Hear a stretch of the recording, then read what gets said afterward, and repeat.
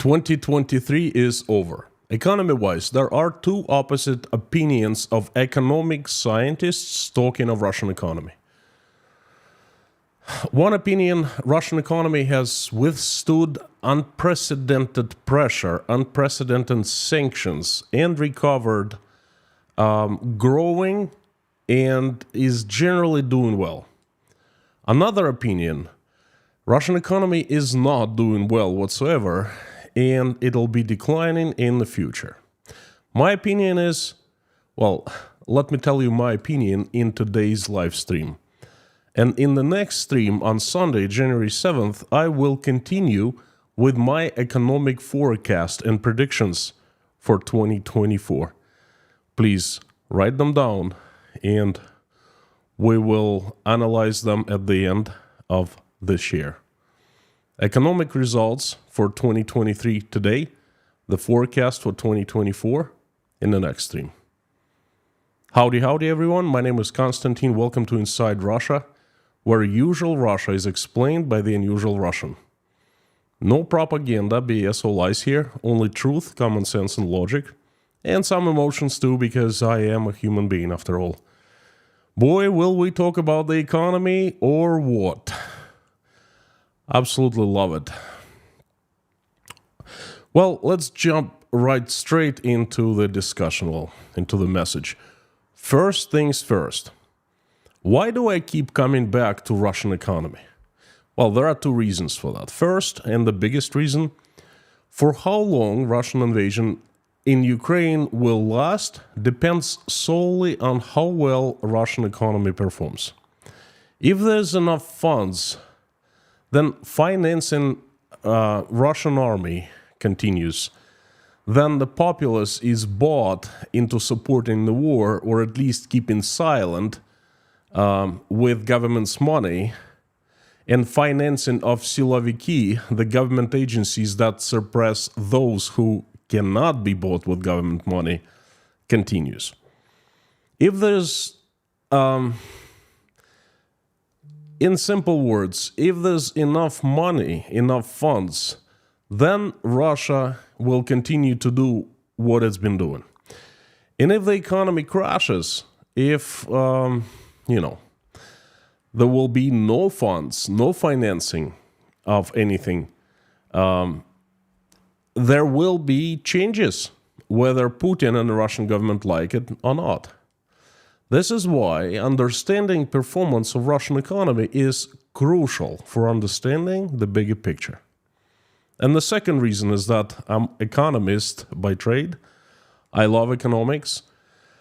I'm good at understanding how things economy work and, love it. To me, this is music. These numbers they make perfect sense, and I enjoy analyzing, understanding, and talking about it. So let's do a short overview. First, there are those who say that the Russian economy is doing well.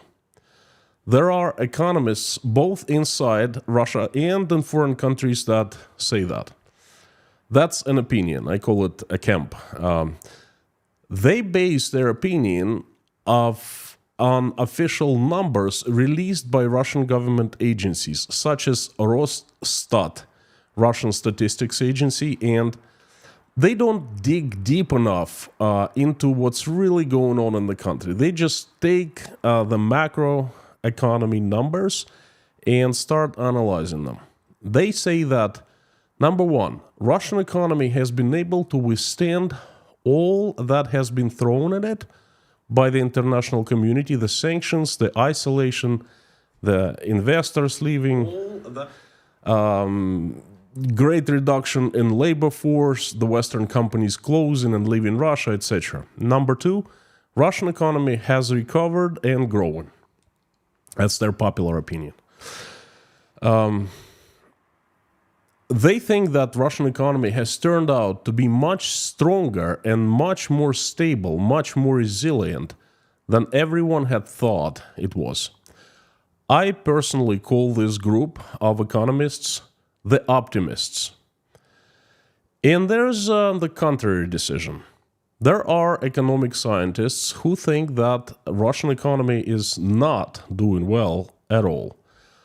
I call them the pessimists, and I personally belong to this camp. I consider myself the pessimist. Moreover, there are moderate pessimists and radical pessimists. The radicals think that the economic situation in Russia is so bad, they call it the apocalypse. The apocalypse. I am also the radical pessimist, based on my understanding of Russian economy performance and the trends that it currently has. I've been calling the situation a little different. If you watch my programs long enough, for the past 23 months, starting March 2022, you have heard me calling this situation the economic tsunami. The apocalypse and the tsunami, economic tsunami, are two different names of absolutely same thing. Now, I'll start telling you of the results of 2023 and how I think that the results prove that us, the radical pessimists, are right. Well, this stream is about the results, after all. It's not about the predictions for the next year. So, how did Russian economy perform? Let's begin. I've structured by different topics, by different results, and I'll start with the budget deficit. How much the budget deficit is the difference between how much country makes, earns, and how much it spends. The budget deficit is how much more the country spends than it earns. And the budget deficit in Russia is 2.9 trillion rubles, 1.5% of GDP. And it was planned. I predicted about a year ago that the budget deficit will be much higher than the planned number of 2.9 trillion rubles. I was wrong, and the reasons I will explain at the end of the stream. All year long, Russian government showed good picture, numbers much better than 2.9 trillion, and at the very end of the year, in December, they spent a lot of money and they drove the budget deficit up. That's how it usually works in Russia. A lot of expenditures happen at the very end of the year, in the last days of every year.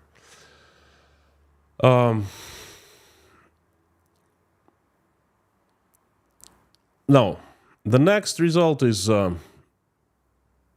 number 2 is GDP. And this is big. This is the biggest indicator of economy's health in macroeconomics. GDP, gross domestic product, has increased by approximately 3%. Now, gross domestic product is a monetary measure of the market value of all final goods and services produced in a specific time period by a country. Remember, this is the key word, all the final goods, okay? The official data will be calculated and released in February, in about a month from now, but it's safe to say that the Russian economy has showed the growth around 3%. This is big. In normal economy, which is Russia not now, 3% means good economic times. Wages growing, sales increasing, people spend more, etc. Good time in general, all booming, smiles on people's faces. 3% growth is much more positive than most forecasted at the end of 2022, myself included. For example, the World Bank forecasted 3.6% decline. The International Monetary Fund, 2.3% decline. Russia's central bank forecasted 2.5% decline. And the Russia's Ministry of Economic Development forecasted 0.8% decline. All turned out to be wrong. Again, the reasons I will explain at the end of the stream. Instead of that decline, forecasted decline, there is 3% growth. My theory is that most optimists have taken this number of GDP growth and based their optimism on this one positive number. They say, look, Russian economy has grown by 3%. It means all is great. Russian economy has turned out to be more resilient and solid than everyone had thought. 3% growth, okay? This is fundamentally wrong. And that leads us to the result number 2. There's a phenomenon in the Russian economy now. Result number 3. Elvira Nabiulina, the head of Russia's central bank, is calling this phenomena the transformation of Russia's economy. And she's right. The economy has transformed, all right. It has split into 2 parts, the war economy and the civil economy. The war economy has grown tremendously in 2023. In the months in early and the first part of this past year, 2023, war economy grew up to around 40%. This is absolutely insane. The growth has slowed down since July, but it is still tremendous. What is the war economy? It's existing Soviet military plants, and there are many of them, producing weapons, missiles, ammo, and everything connected to the war. Everything produced by the war economy, by the military-industrial complex, it is used up in the war with Ukraine. So the military-industrial complex has received an incredible order from the government in the beginning of 2023. It received an incredible 100% down payments on most things. And the military-industrial complex has been producing death tools 24/7, literally, ever since entire 2023. If we compare 2023 to 2022, the expenditures for the military-industrial complex grew by 8 times. They amount to more than 10 trillion rubles, 1/3 of Russia's budget. So this is the war economy. Remember I said that the Russian economy has split in 2. One is war economy, and on the other hand, we have civil economy. And it has declined tremendously. For example, in November alone, the decline in agriculture industry was 23.9%. The decline overall, year to year, is expected about 2% for the agriculture. Shortages of different products, including eggs, gasoline, and diesel fuel, are the signs that the civil economy is not well. Most of industrial projects have been frozen, have been canceled, have been, stopped. Not much is going on except for in civil construction, housing, but that's fueled and financed mostly by Russian government through subsidized mortgages. So, and these are early signs of big troubles. I call them the birds of the apocalypse. The birds of the apocalypse. So now, again, we have 2 economies in Russia now.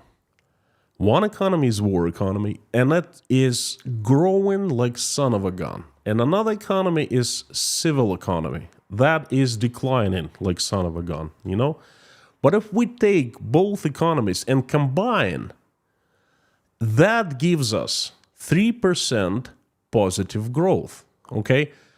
You have to understand by how much the civil economy has declined if there's only 3% growth taken into consideration that overall war economy growth is tremendous, okay? Again, the numbers will be out in February, and I'm waiting anxiously to see them. Imagine what happens when the war economy stops, which is unlikely, even if the war with Ukraine stops. Most likely it will slow down tremendously. Economic tsunami or apocalypse, these words don't really describe what's coming. That's going to be an absolute disaster. In my opinion, the optimists have not taken into consideration that the economy has transformed. They count 3% growth as if the economy in Russia is still normal, not war economy. But that number of growth is not sustainable. It's manufactured by the government, okay?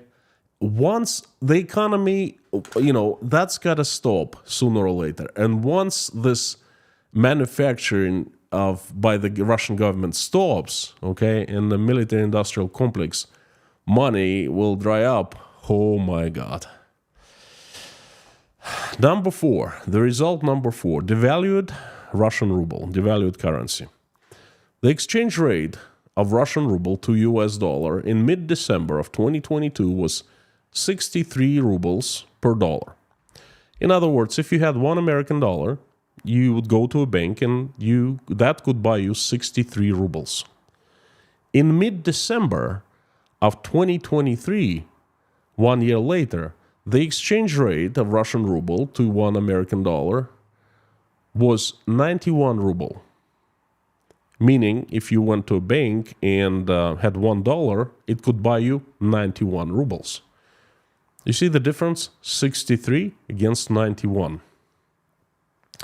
Now, at some point in August, the exchange rate was as high as 103 Russian rubles for $1 American.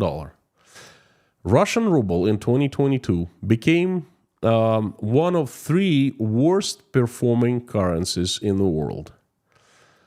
To explain the reasons behind devaluing ruble, quickly devaluing ruble, in simple words, no one inside and outside Russia needs to buy rubles, as there aren't any investments into the economy, no one is spending any money, no companies. Remember I told you, the civil economy has crashed already. So no one needs rubles to buy things, okay? But everyone needs American dollars because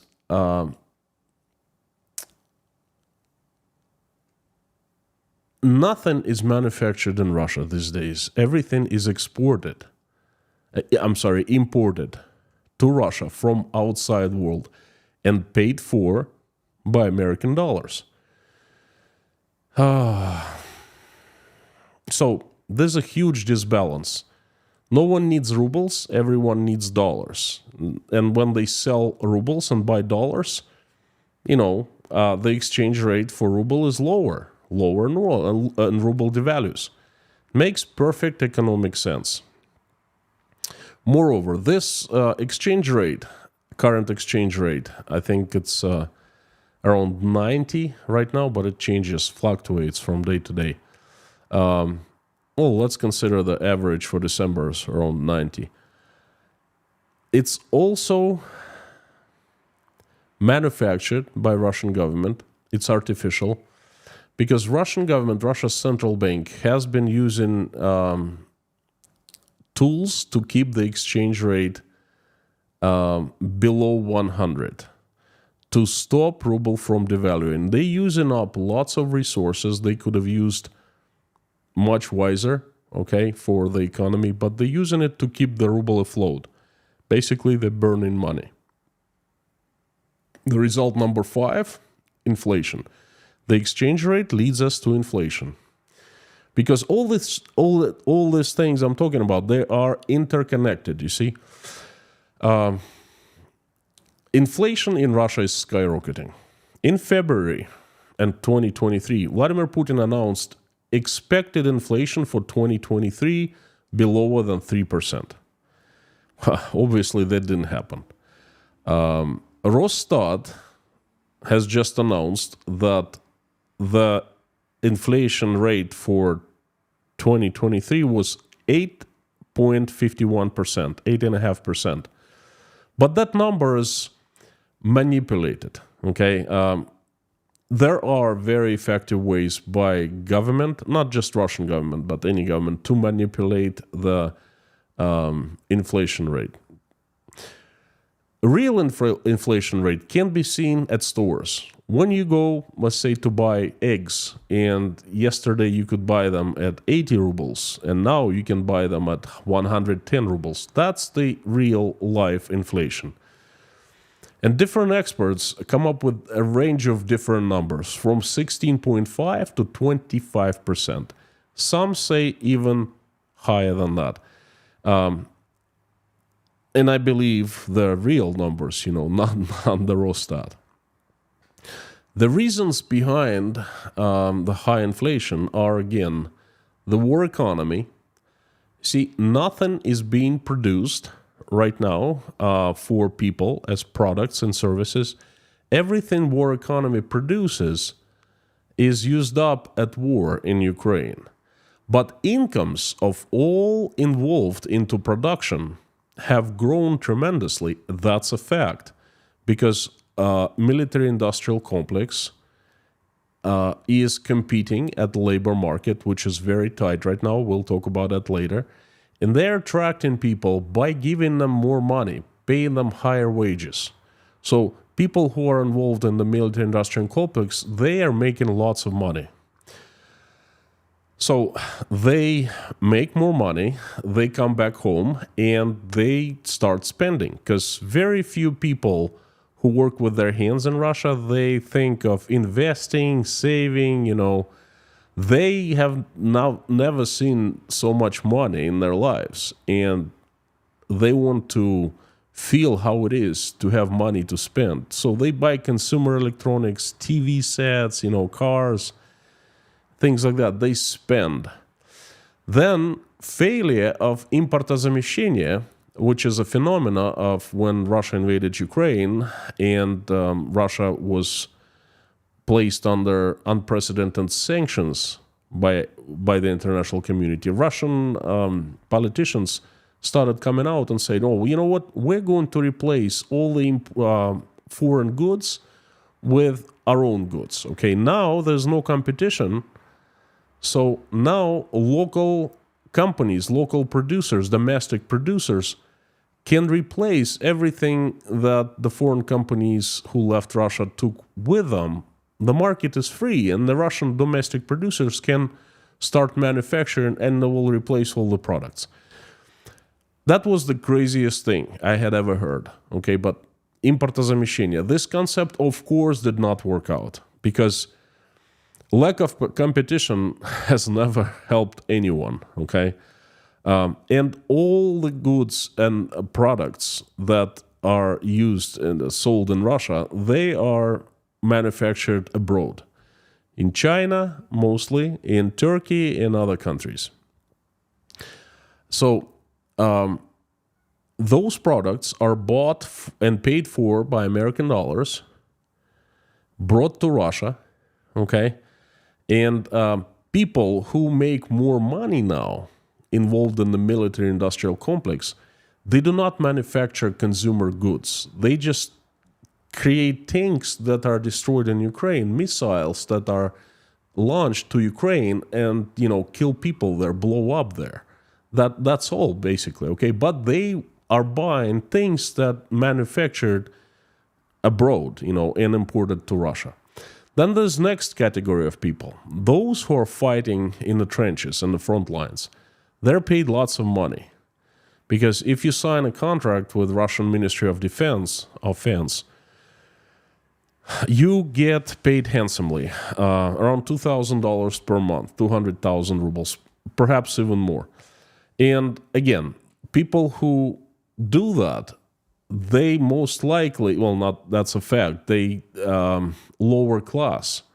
They had never seen so much money before. No chance of making that much money, because that's very decent salary in Russia, $2,000 per month now. And all of a sudden, they sign a contract, they're thrown to the front lines, but then the bank accounts are filled with money every month. And they come back and they start spending like there's no tomorrow, because this is the first time they've seen decent money. And that increases demand for goods and services that are imported from abroad, right? And then there's this third big reason. Commercial banks in Russia are giving out personal loans, unsecured personal loans, like there's no tomorrow. Literally like there's no tomorrow. There's been a huge increase in personal, corporate, commercial bank loans. That also provides people with money on hand that they spend. Therefore, nothing is manufactured in Russia, but demand for goods is increased. Therefore, what happens, any economist can tell you, the prices for goods increase as well. And that is driving the inflation up. The result number 6, financial industry has shown, again, I'm jumping to the banks. The financial industry has shown growth this year. The commercial banks have shown increase in profits compared to 2022, when they basically had zero increase. Now, considerable profits in 2023. But at the same time, some might say, the optimist might say, you see, that's great. Banks are doing fabulous. They're making money. They're making profits. At the same time, that is very alarming, because what banks are doing, they know that tomorrow is very uncertain. They know that tomorrow the tsunami is coming, because the banks have economists. They know exactly what's going on. And they trying to cash in today. They trying to make as much money as possible today. And basically, they're giving out unsecured personal loans like there is no tomorrow. Right now, unsecured personal loans is a record high in an entire Russia's history. But guess what happens when you give out so many unsecured loans? The bubble starts growing.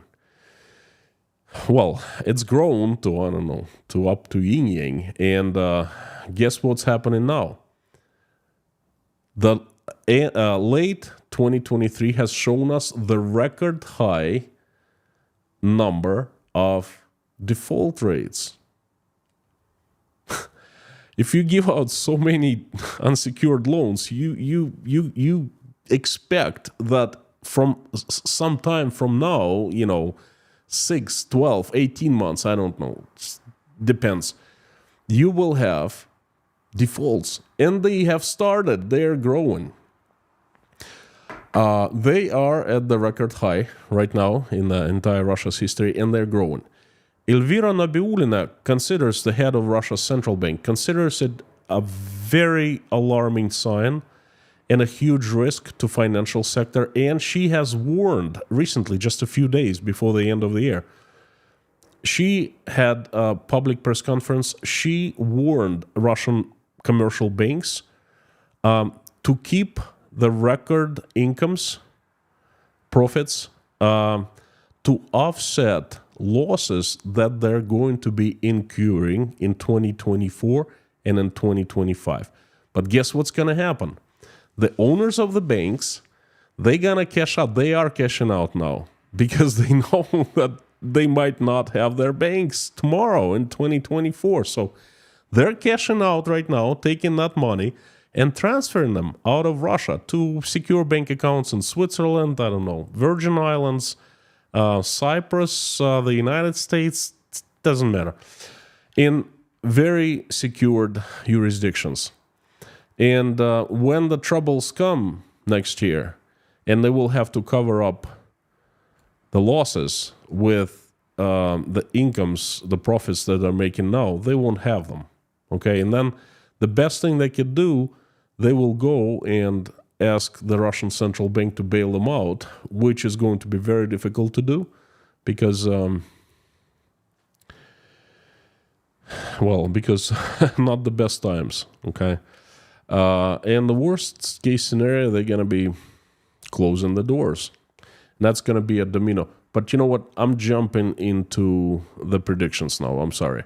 So, number 6, financial industry did well this year, but there are very alarming signs all over the industry.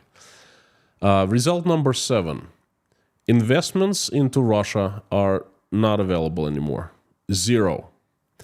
Most companies cut investment programs. No profits, high interest rate. The key interest rate of Russian central bank right now is 16%. They raised it again. Instability and no perspectives. Basically, if you take, let's say, let's break down Russian chicken factory, okay, where they grow chicken farm, large chicken farm where they grow chicken. In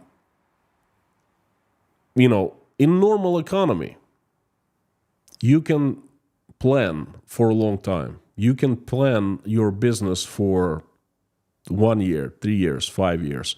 You can take a commercial loan for 5 years, build a new farm, grow chicken, get eggs, sell chicken meat, sell eggs, repay bank, and so forth. And you can do that for years. Now, what happens to chicken farms?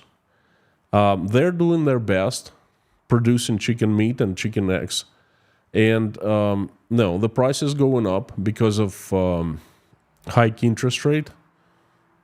That's a direct cost because of everything they buy. Equipment to raise chicken is foreign made, paid for American dollars. Spare parts are paid for American dollars. Medicine, antibiotics, and so forth, paid for in dollars, imported from China. Even chicken food is imported and paid for in dollars. They don't produce anything in Russia. So therefore, the price is rising. And chicken farms must raise their prices too. And, they sell their products to stores, food stores. But then all of a sudden, the government says, oh, you know what, there's a federal law that you cannot raise your prices more than 30% in 6 months. And the chicken farmers, they look at, say, well, what are we going to do? It costs us more than, that's what we would sell for. And the government says, well, it doesn't matter. You can't do that. And if the farmers keep on selling to make profit, investigators come, investigate, and open a criminal case, and someone goes to prison, usually CEO of a chicken farm. Okay, that's how it works. This is just a private example to show you that businesses in Russia cannot plan any longer. They cannot have development, investment programs. Most companies have cut their investment programs. They have frozen the projects that have been going on for quite some time. They started before the war. Western companies have left whatsoever. Not only they're not growing in Russia, expanding, they're just non-existent there.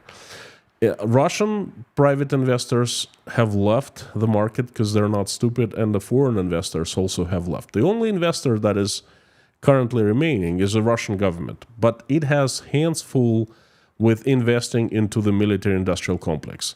It'll have less and less money available to finance anything else. Even roads, even bridges. You mark my words, that infrastructure is in trouble. So anyway, the result number 7 of Russian economy for 2023 is that investments they've dried up. They're not available. There's zilch, 0. The result number 8, record low unemployment at 2.9% is a disaster. Somehow Vladimir Putin keeps bragging on TV, speaking to people. He keeps bragging about this record high low unemployment.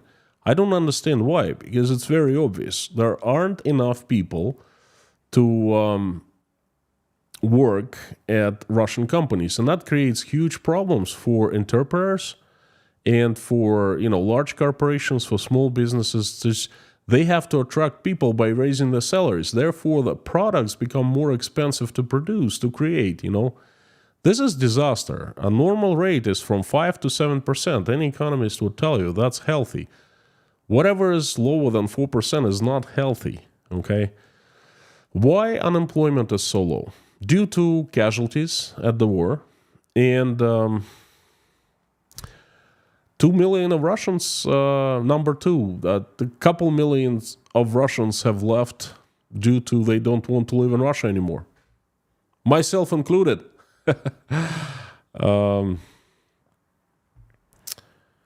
This is very, very, very familiar to me, a very familiar situation. Different experts give different numbers, from 1 million to over 3 million. I tend to think that it's around 3 million because I'm just seeing lots of Russians around. Starting with Tashkent Breakfast Club, in my community that I have started here in Tashkent, there are over 1,000 Russians, and this is a small, tiny speck.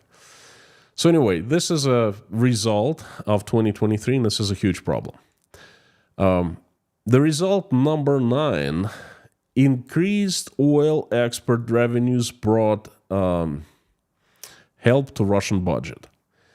So basically, a lot of experts predicted that the sanctions that were put into effect on December 6th of 2022 by the European countries and the international communities, there are two type of sanctions. First of all, oil exports is Russia's bread maker. Okay, and it contributes a huge amount to Russian budget.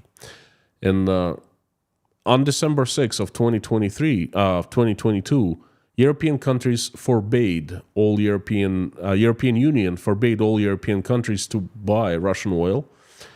And whoever wants to buy Russian oil now, they cannot pay more than $60 per barrel. That's called price ceiling. So Russia has successfully circumvented the sanctions in the first part, I'd say in the first 8 months of 2023. And that brought a lot of extra profits to Russian budget, very unexpectedly. And higher oil prices in the fall of 2023 due to Hamas and Israel war have also brought increased revenues. So Russian government had unexpected help from oil revenues, okay, and that helped to keep Russian economy afloat and keep on financing the military-industrial complex. And result number 10 is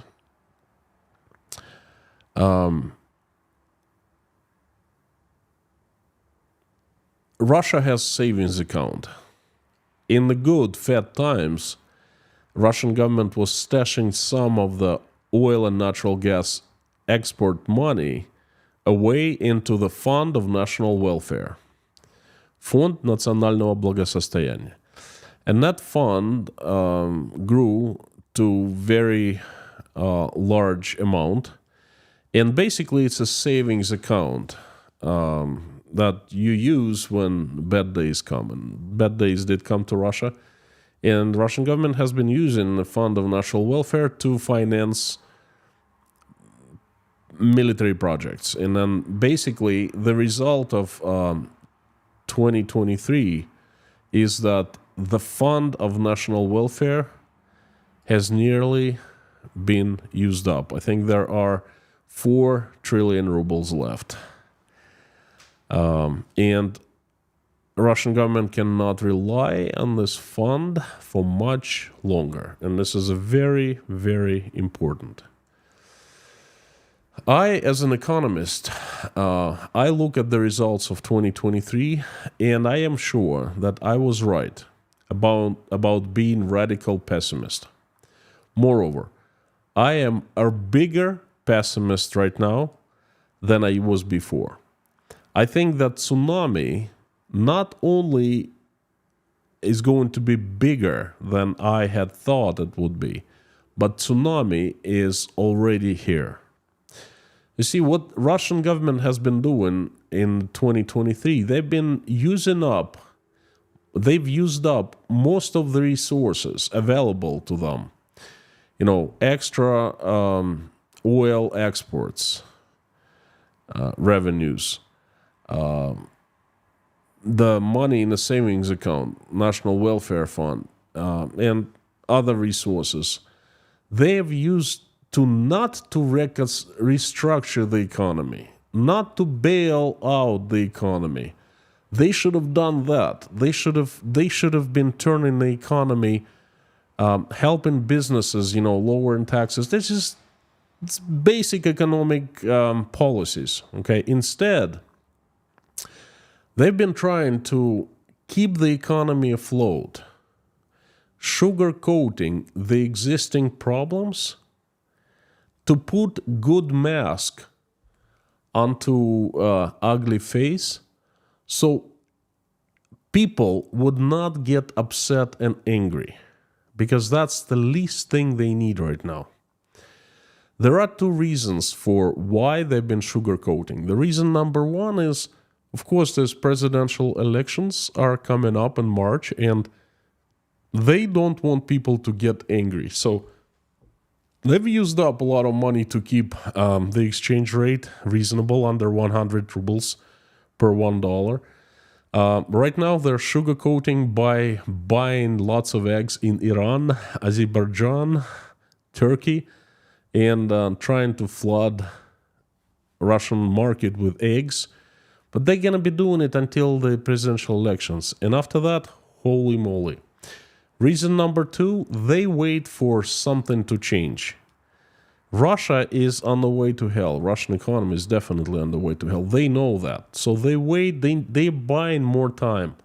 They're hoping either for military victory, or for negotiating peace, or for internal political problems in Ukraine between Zelensky and the Minister of Defense, a fight, so some of them wins and comes to Russia and said that let's stop this, let's negotiate. They're waiting for something like that. Of course, they're also waiting for the presidential elections in the United States. They're hoping that Trump will win, and they somehow, I think absolutely wrongly, they think that he's Russia's ally, which he's not, obviously. And then they were hoping that the Republican Party would win by a landslide in 2022, the senatorial election. They were hoping for that.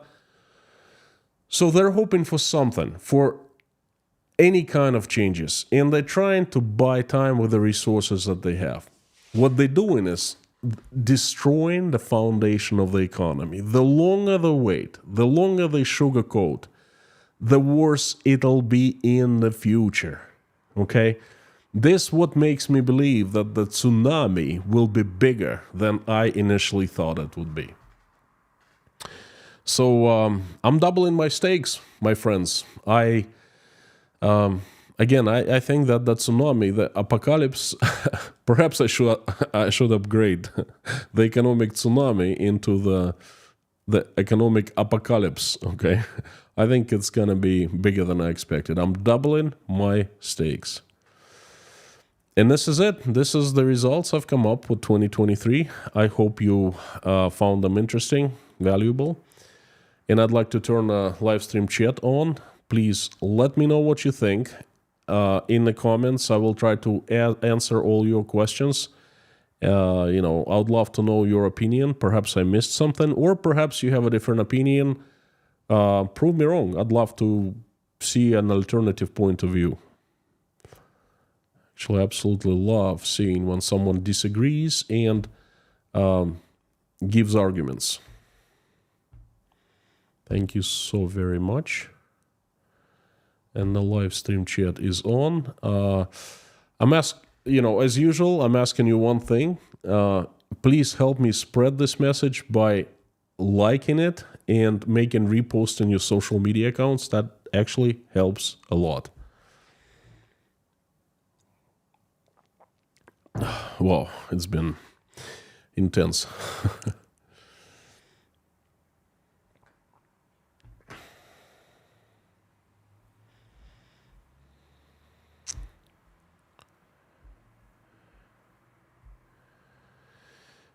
Let me just, folks, fantastic to see everyone. This is the best time. This is the first time in 2024 when I turn the live stream chat on, which is fantastic to see everyone.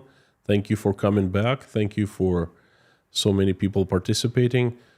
If you're here for the first time, then please know. And if you're not, if you're a usual suspect, you already know, but I'll repeat. Inside Russia has the best moderation team in the world. Lorna, Mami K, Harry Potnin, Bob S, and Amir Fazad. Fantastic people and the best mods this world can have. Thank you, friends, for coming back and watching my back. Thank you. Dirk. Dirk was a temporary mod on 31st of December. Did fantastic job again. Thank you so much, Dirk. I appreciate it. Helped me out when everyone was asleep because it was wrong time in the USA and decent time in the afternoon in Germany or morning in Germany. Anyway, folks, if you want me to notice your message, please put it in all caps, put Inside Russia after that sign so it appears highlighted in orange and I see that, jumps right into my eyes. Just like Harry Potter did and Bakerstock, howdy friends, thank you, and Leitmotiv for me. Koshkin Dom, howdy howdy. Bob S, howdy. Kareno, Lorna, Mommy, Faith, Alex, Pamela J, Mario, Kerma Vilen from Finland, Petra Olsen from Sweden, howdy friends. Brother Randall is sponsor for 1 year, 12 months. Thank you so much. May this year bring peace. Pray for that every single day. The usual suspect, Kamisanti, that thank you so much for coming back, friends. Fantastic to see you. And of course, Jess Terry and Guy L, now Guy. Jeffrey S will be joining us. Caesars. Thank you, friends. Crusader Damien, long time no see. Hey, where are your questions? Heige Homestead, keep on praying for you. Come back to the USA. Thank you. You know what? A lot of people say, please come back to the USA. You know how difficult it is to come back to the USA if you want to do it in a legal way? If you're illegal, until recently, it was really easy. But if you want to go there legally, you're not, they don't expect you in the USA. Let's put it this way. This is messed up. I can't even get tourist visa to go to the USA, let alone anything else. Because they don't give visas to Russians anymore. Scott Nesbitt, howdy. Bob, hello. Brother Randall.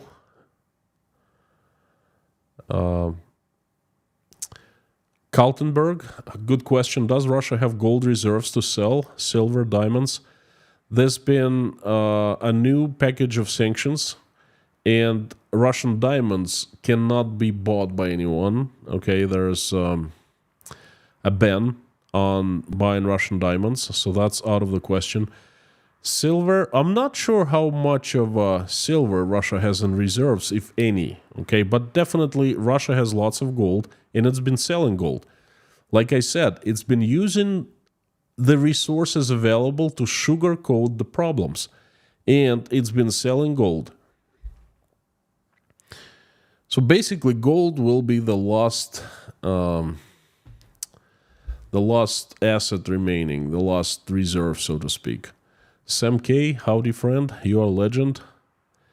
For a much needed coffee after trying to say apocalypse. You know how difficult to say this word, apocalypse.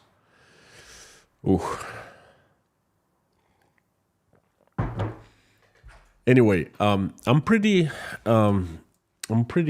energized when I speak of the economy because what I've been saying is becoming true. What I've been predicting. And some things that I predicted, they are taking much longer time than I expected, but still, they are happening. And I don't think there's one thing that I was fundamentally wrong about. I was wrong about times. I thought the economy would be crashing now. It's still afloat, but it's already crashing. I mean, there are food lines. The inflation is skyrocketing. I called Russia today, and my relatives, they say it's unbelievable. The eggs, they went up in price from 2 weeks ago when they were already high. They are costing 240 rubles now for 10. That's higher than in the United States, you know. And they're saying we don't really know what to do. My mom went to farmer's market. She came back depressed, said, look, I hadn't been there for a long time, but it's just crazy. I send her money. She's fine, but she earns $120 roughly per month, and she spends $70 for her utilities. So she has $40 to live on. If she didn't have me, and then most of retired people in Russia, they don't have, kids who help them that way, because kids also need help. And this is crazy. Jake Allen from Australia, howdy friend. Message from you today. Just got here and may miss a lot. I watch another Russian YouTuber go into the cheap supermarket. It seems there are no shortages of eggs in Moscow, just a bit more expensive. Well, let me tell you. First of all, Russia is can be divided into 3 parts. One part is Moscow. Another part is St. Petersburg. And another part is the rest of Russia. Moscow and St. Petersburg have always enjoyed different rules of the game, because they're trying to appease people in Moscow, the residents of Moscow and St. Petersburg, largest cities, capital number 1, capital number 2. It even happened in the Soviet times. People from Rostov would go on train, catch train to Moscow in 70s and in 80s, especially in the 80s. They would, it was about 15-hour train ride. They would get off train in Moscow. They would go to the closest food store. They would get lots of sausages. They would jump onto the very same train going back to Rostov. And then a day and a half later, they would arrive to Rostov with sausages and some food that wasn't available in Rostov. They were called food trains, okay? So just to let you know that Moscow and St. Petersburg are different. If there will be shortages everywhere, Moscow and St. Petersburg will be fine. The thing is, right now we're talking not so much of shortages of eggs, but about skyrocketed prices of eggs and people not being able to afford them anymore. That is the bigger problem. Now, let me show you something. Let me show you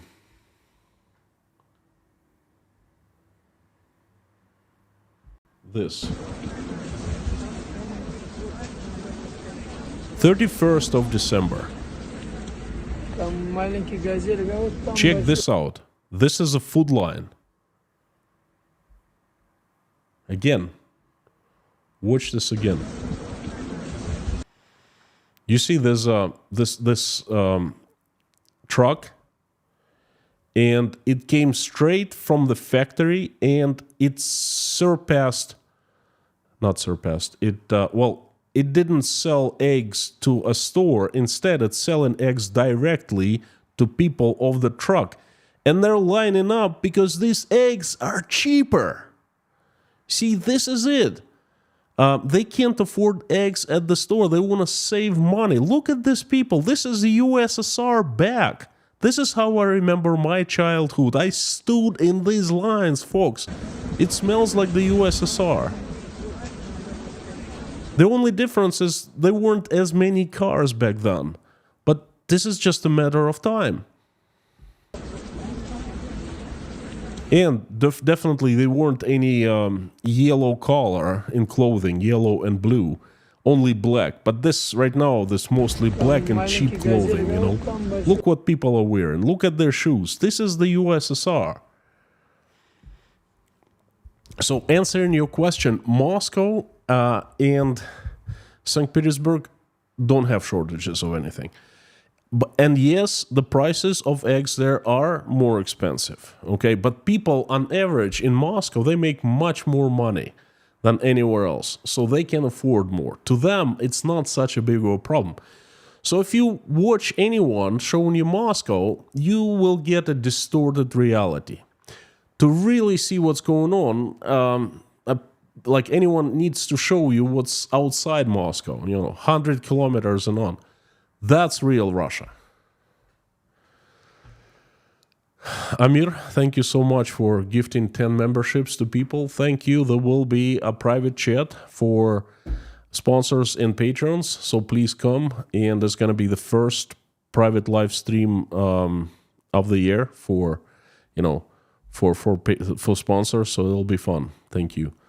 And get the Faber, Mr. Thank you so much for. It looks like you're from Switzerland. Do you think Russia can save itself from Chinese investment when it hits rock bottom? Oh, you're so wrong here. You are so wrong. Okay, that's another topic.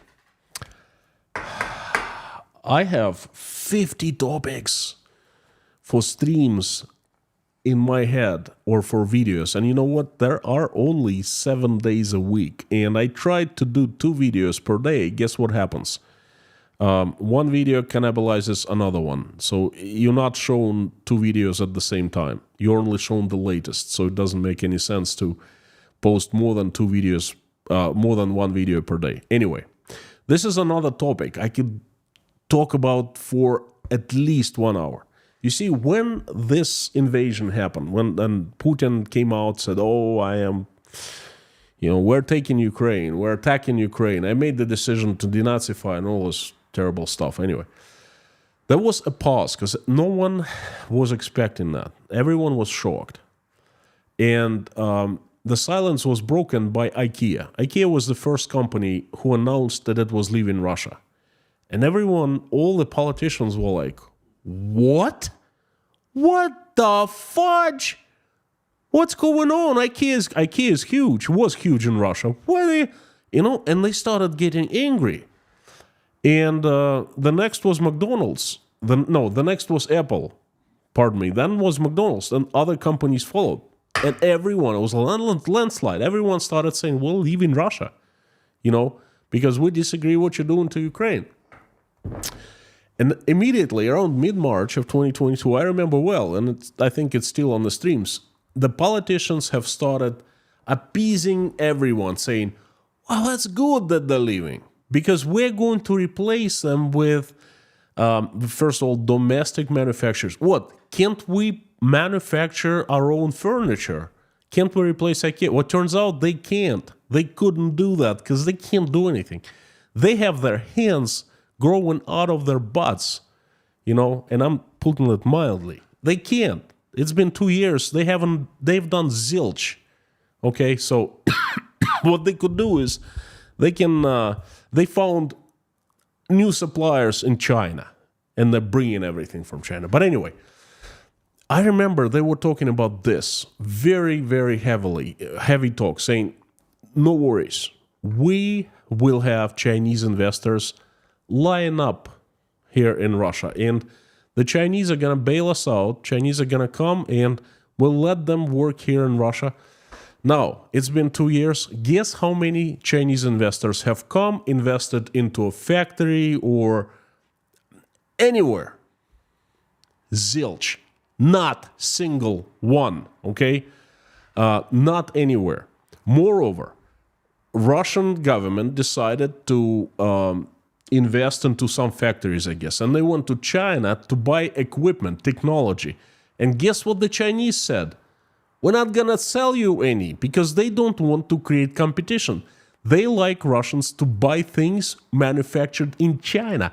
And that's perfectly wise and smart for the Chinese. But the Russians are sitting with nothing, okay? So answering your question, Jacob.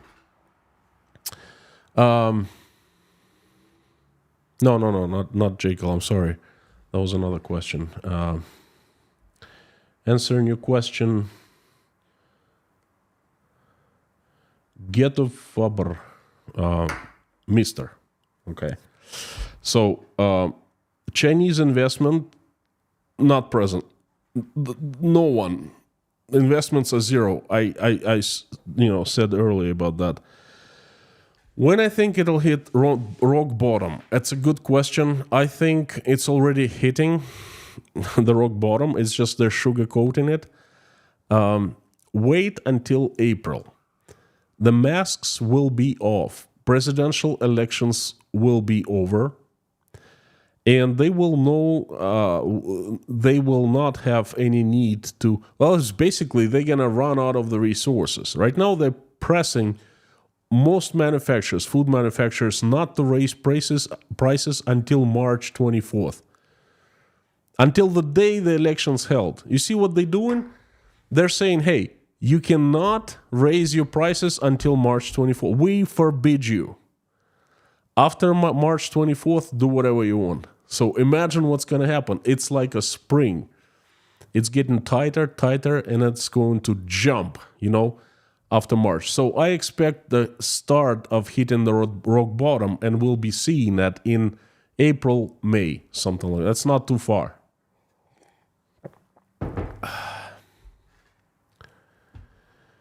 Trucker Yano, howdy friend. If you're interested in escaping to Western country, try to get Schengen visa. Today, another Russian vlogger, NFKRZ, announced that he recently acquired one. He said that he was jumping through hoops for a year, though. Thank you, friend, for the suggestion. Thank you for your support.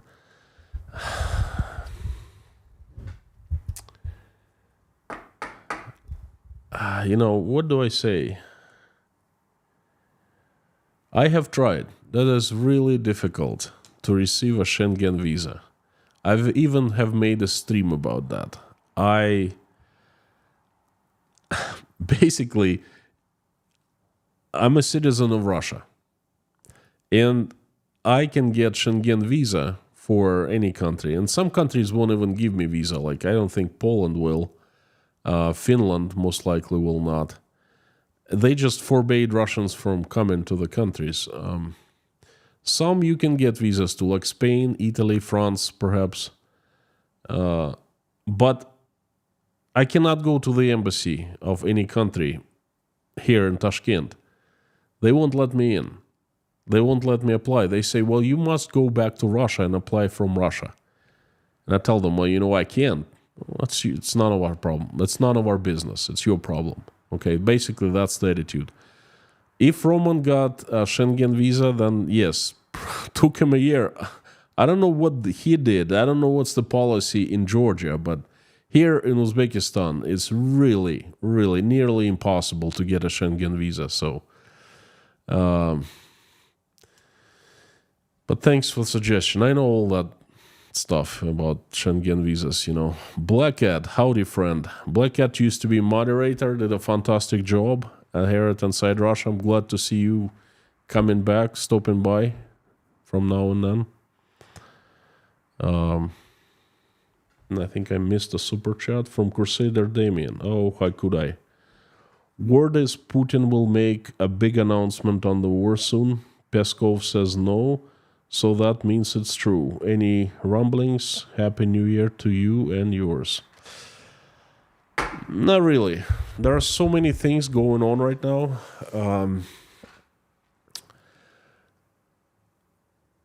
The best analogy I can come up with is fever. Russia is feverish. There are so many things happening, from Belgorod being bombed to food lines, to egg lines, to skyrocketing prices, scandals every day, arrests, new laws.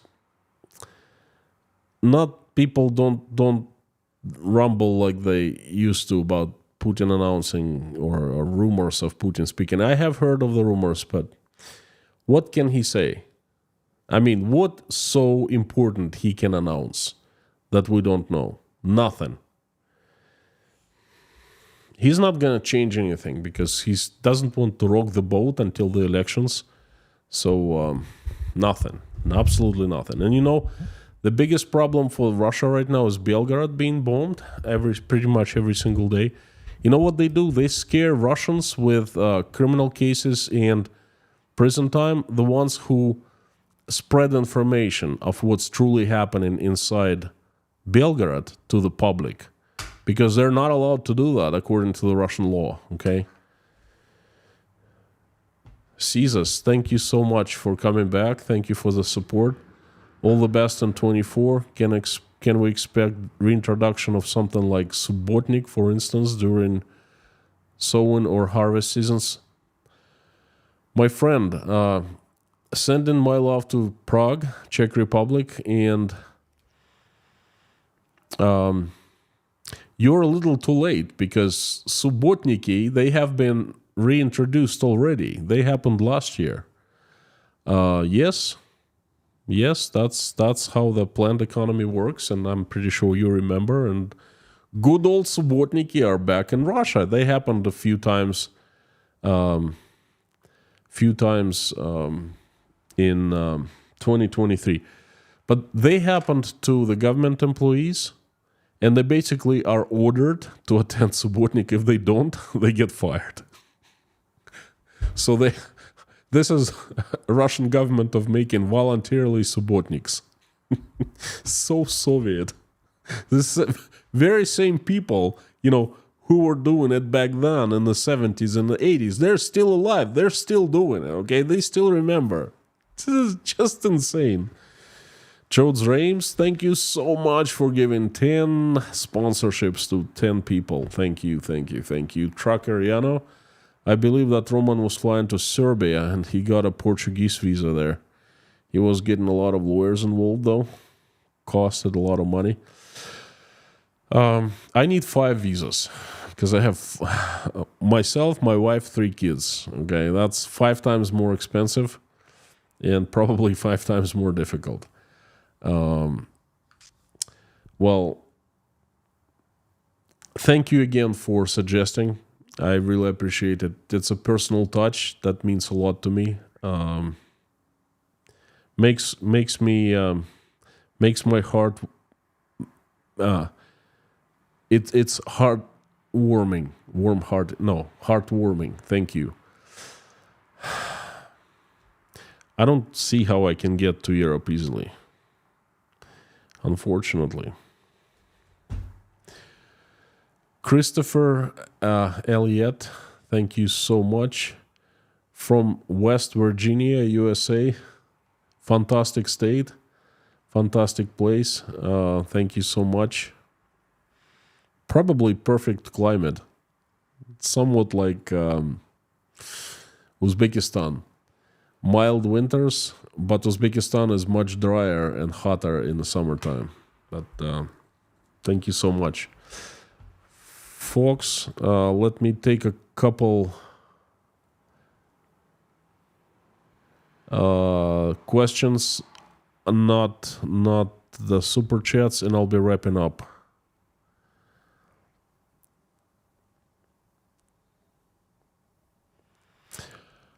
Guy, over 40% of mobilized in Russia don't get paid anything.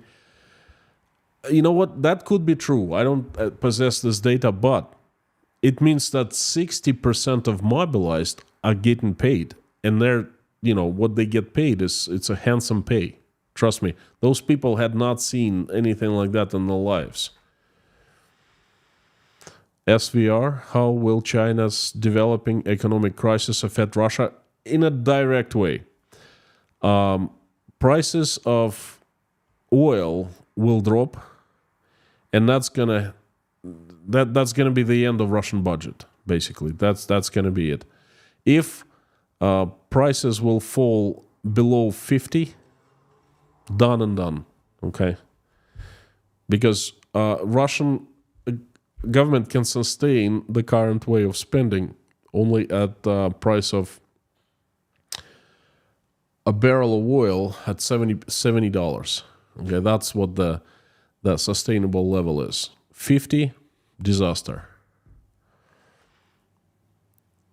Richard Montedioca, thank you so much. I am not into Bitcoin whatsoever. I'm sorry. Central Coast of California, leitmotif for me. Agreed. Yes. Time's up, says Nightbot. Yes, I'm got carried away a little bit, so I'm wrapping up. Beth, when you cannot see a way, that's when the God surprises us. Thank you, reminding me. I agree with you. I cannot say that I am in a desperate situation. I just don't want to share my personal plans. That's all.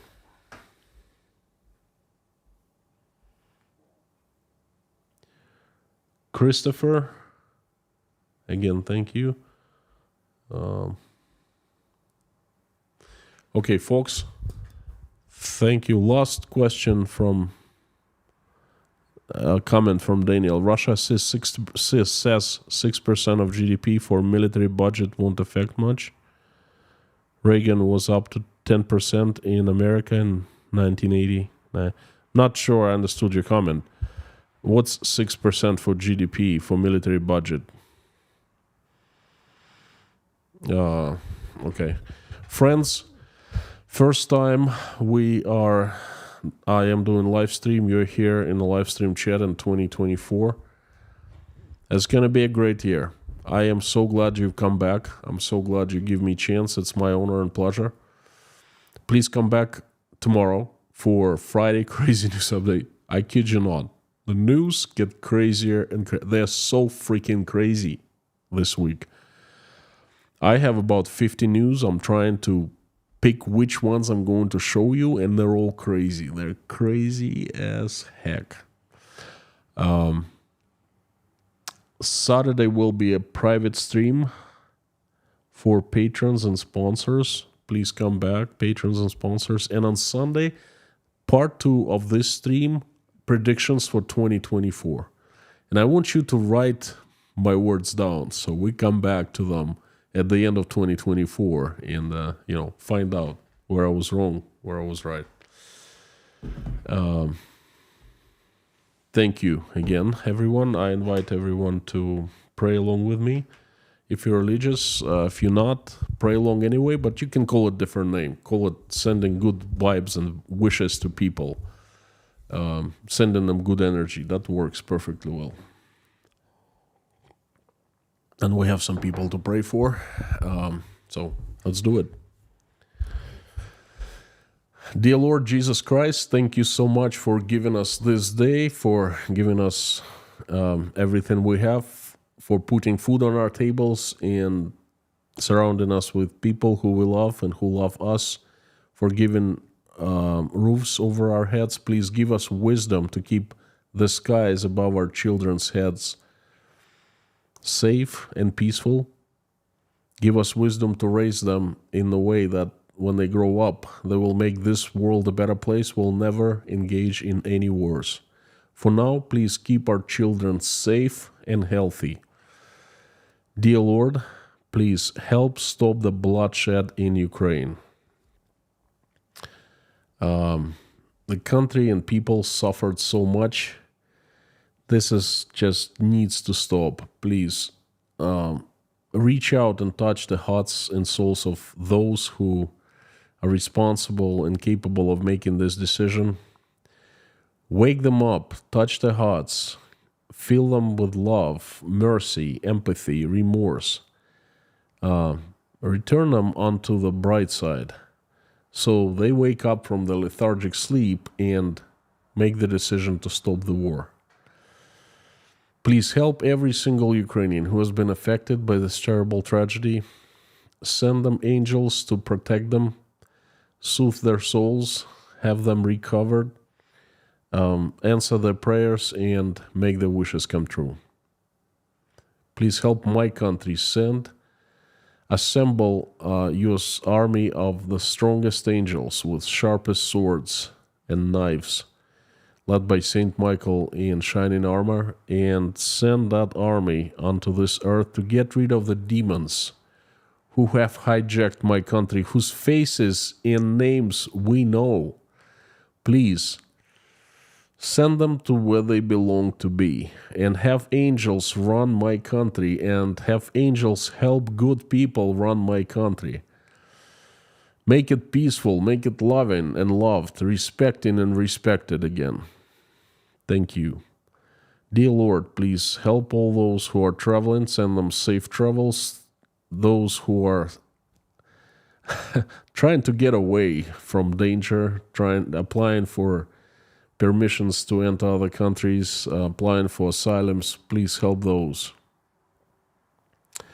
Help single mothers who are struggling, raising their kids, trying to make ends meet.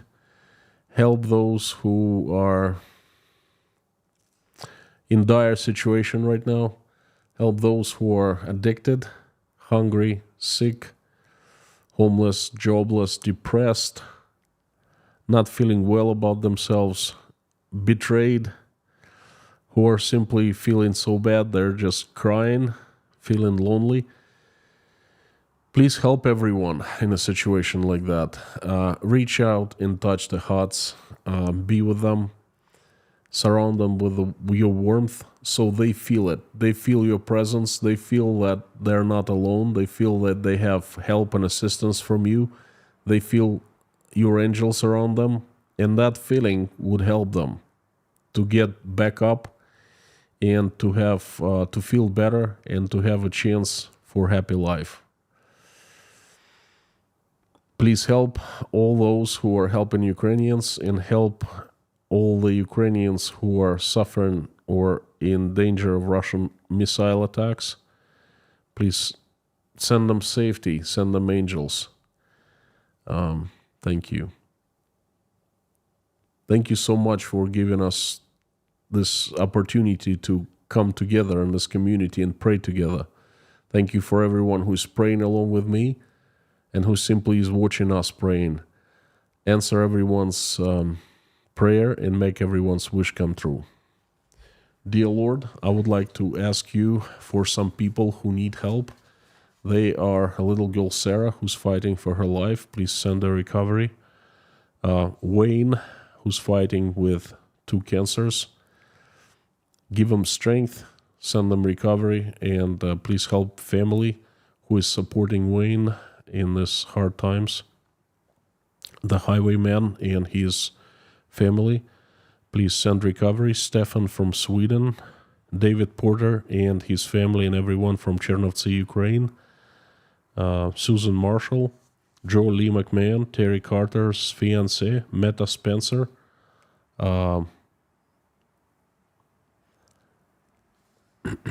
Pamela J, Leif, Yelena, Natasha, Jake, Michael, Oля, Dasha, Sky, Bonnie, Galina, Svetlana, Paul, Randolph, Mr. Dean Spooner, Grace Philosophy. Please help Susie Mailer, give her strength, send her strength, send her angels to help her out in her difficult situation. Have her husband who passed away rest in peace and be right next to your side. Please help Karen, Liz, EMS paramedic, Lori Miles' husband, Kyle E.'s wife, Anonymous, Joseph Johnson, Rhonda McGillis, Heidi Homestead, CB, Dory, her uncle Jimmy, Ann Larson's daughter Hannah, Terry Carter former in-laws, Morgan L., Electron's family, John, Kurt, Deborah, Bogey Berger, Jay Spike, Sam, Leslie Fleming, Buzz Simon, Scan family members, Anna, Dave, Dawn, Summer 613's mother, Mike O'Neill, Jason Connor, Janice Stevenson, Steven's grandpa, Warren Spees, Jay Spike, Tracy, Dennis from Kiev, James Masterson, Frank Caprio, Jim in Houston, Linda, Paul Wright and his community, Olga and Alexei, Jason Carney, please send complete recovery. Same to Dirk Misler, Blackhead, Avi, Sandra Dunn, Dive Crew Canada, Jill, Alexei Navalny, and please help all the children who are not feeling well. Send them recovery, send the parents strength. Please help all the Ukrainian children who have been affected, misplaced by this terrible tragedy. Thank you so much. Dear Lord Jesus Christ, thank you. Amen. My friends, thank you for coming again. My pleasure. It's an honor to have you here. You make my day every day. I will keep on coming back. I hope you will also. So let's have a wonderful and busy year. Thank you. Before I sign off, I would like to ask you, as usual, to say the usual with me, along as loud as you can. Just repeat after me. Carthago delenda est.